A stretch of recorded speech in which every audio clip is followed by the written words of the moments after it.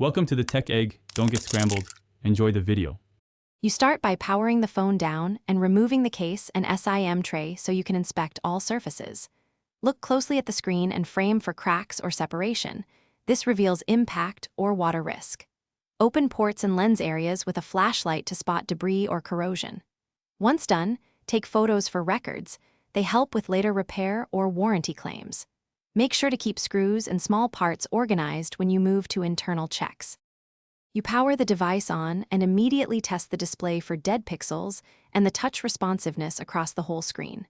Then run audio and microphone checks by playing media and recording a short clip to confirm clarity. Next, open the camera and capture photos front and back, and toggle Wi-Fi, Bluetooth, and cellular to verify connections. Use a diagnostics app or built-in test menu to read battery health and sensor outputs. Write down any error codes or abnormal percentages for reference.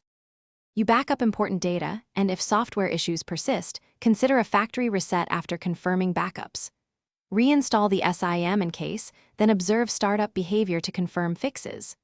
If hardware problems remain, like non-responsive buttons or failing cameras, plan part replacement or professional repair.